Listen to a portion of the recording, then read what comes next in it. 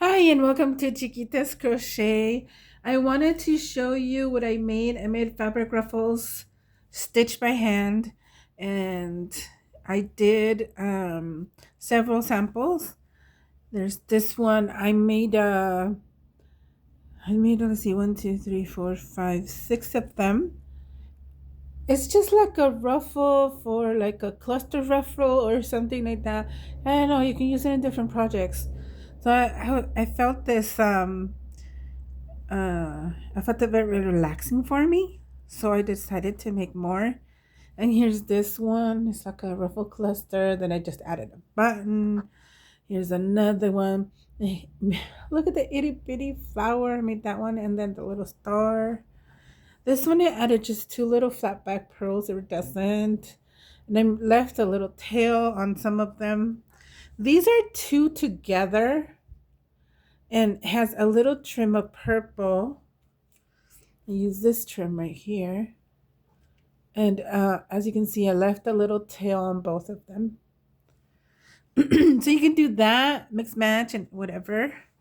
You'll need at least for the small ruffles or the size would be 2 inches wide, at least for this size. You probably can do it, I think this is a cute size.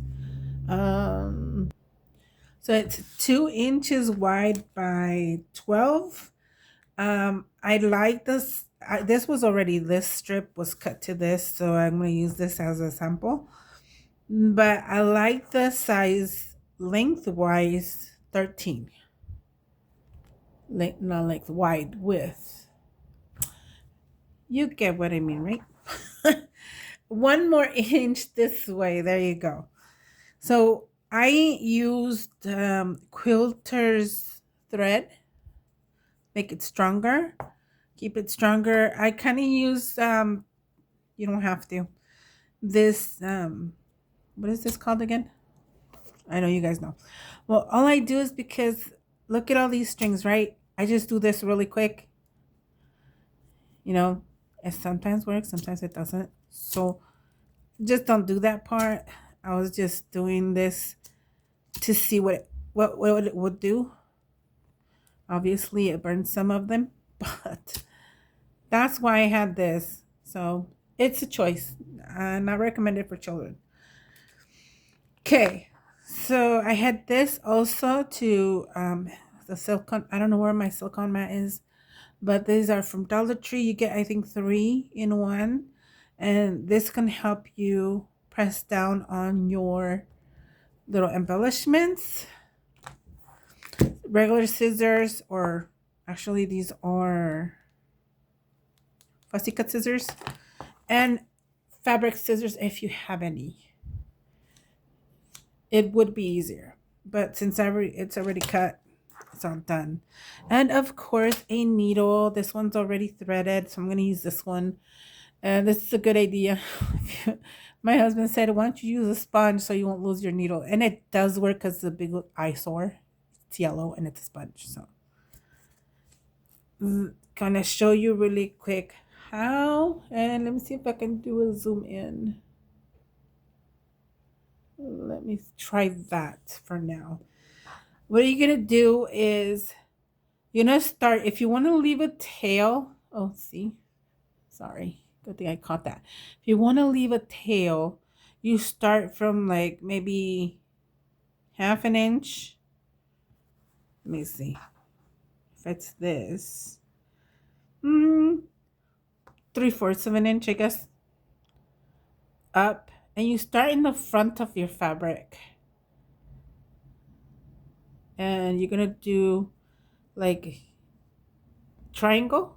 You're gonna stitch that way, and when you come back down, you're gonna stitch like that, diagonal, and then you keep going like that. So let me see, we'll leave that much of a tail, and you go in and out, in and out, and you need to end up again in front where the print is, not in the back, in the front. That's very important. You can do this, And you can measure. It doesn't have to be perfect as long as it's another diagonal line going that way. And see how it turns into a triangle. And so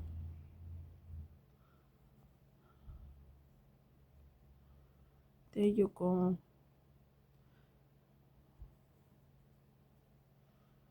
See, there's the triangle right there. Go through.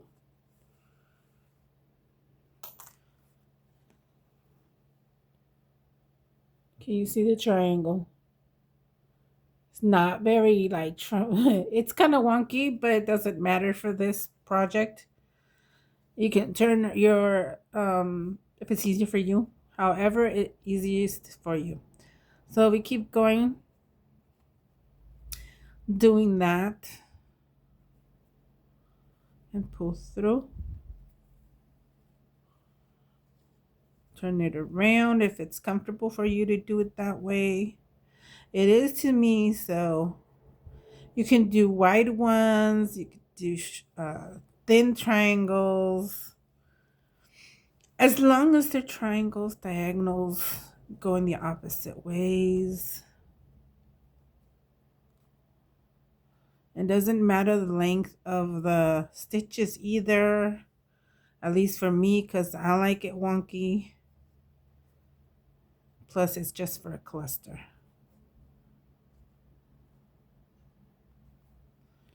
Okay, and it's really easy. And since we're running out of thread, you can pull it. There you go, and see your ruffles forming. Okay, you can let loose a little bit so you can see the triangle there or the diagonal side, and you keep going. I'm making a thinner one so you can see it does not matter. That's a thinner triangle. Oops, where am I? Where is that? Oh, right there. There you go. Turn it around. You keep going. Gonna go a little faster. Whoops. And yes, you might get some owies. Once you're tired, you start getting owies. Oh boy.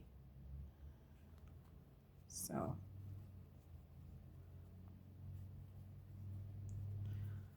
And if you want to do a longer strip, that's fine too.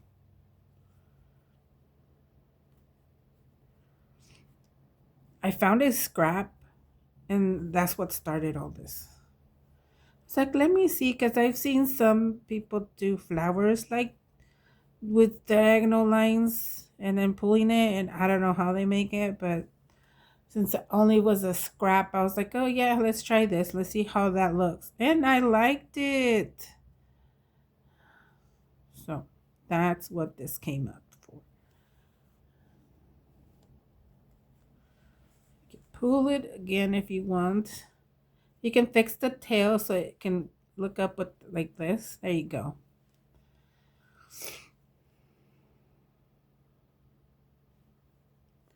There you go. I love this print. I don't know. I got it on a D-stash from Ozito. Woo! Probably last year. This is something I was hoarding.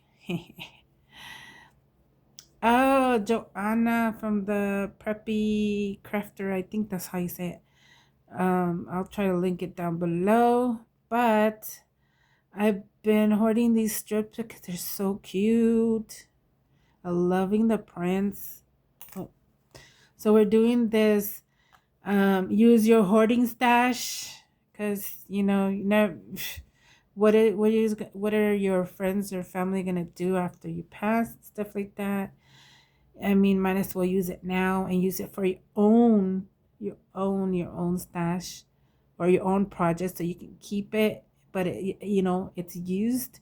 So we're doing the hashtag um I use this so I won't lose it, something like that. I'll try to link everything below. But see, this is cute. Now the way that I knot it off is just like pull it as hard as I can. I put it here and then squish it down more. Pressure down, leave it like that so I can make a knot. So however you can make the knot, so you can make it stay tight, is perfect. And I'm using a darning needle. That helps too. Oops. I just added lotion to my hands, so it's kind of slippery. So I do piece of thread there. One knot. I just used two. And like I said, be careful, you're going to make an owie. There you go. And just, cut it off.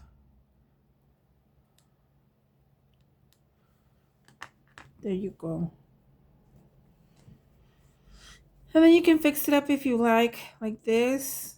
I can twist it a little bit so it can go that way. And there you go. That's how it came out to look like. That's why I said it's like a, what do you call this? Like a fabric cluster, but gathered. You know what I mean? It's a cluster. Different kind of cluster. At least it looks like a cluster. Okay, so that is what I wanted to show you. I mean, I know I could use it for some projects. So thank you so much for watching. Oh, you also can use, and I forgot, your stash, your bead stash. You can use this. You can use some of these. I have little butterflies. I have, oh, here we go. This itty bitty butterfly here. Iridescent.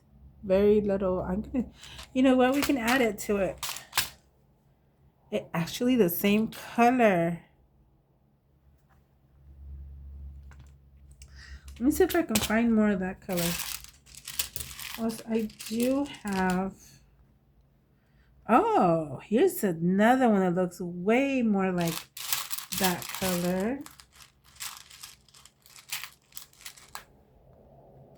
I think I like this one better. Let me add two or three of them. Let me see if my glue gun is ready. I hope so. I turned it on and off yesterday. I forgot the glue gun on again. So this morning I turned it off. Then I turned it back on because I needed it for this.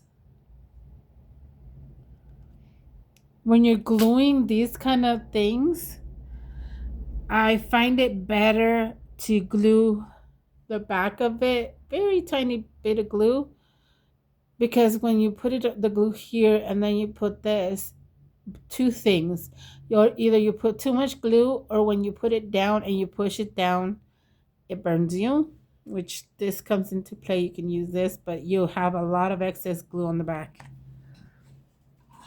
On the fabric. So itty bitty dot of glue.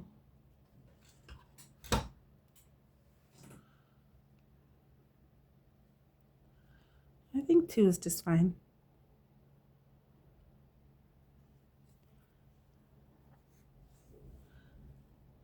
There you go. Now it's done. Yoo-hoo! Thank you so much for watching. I hope you like it. Comment. That'd be nice. I want to see what you think of these. And what will you name them? Because for me, it feels like it's a cluster and a ruffle at the same time. Or ruffle cluster. I have all these. I have all these now. And I love it. Thank you so much for watching. Bye.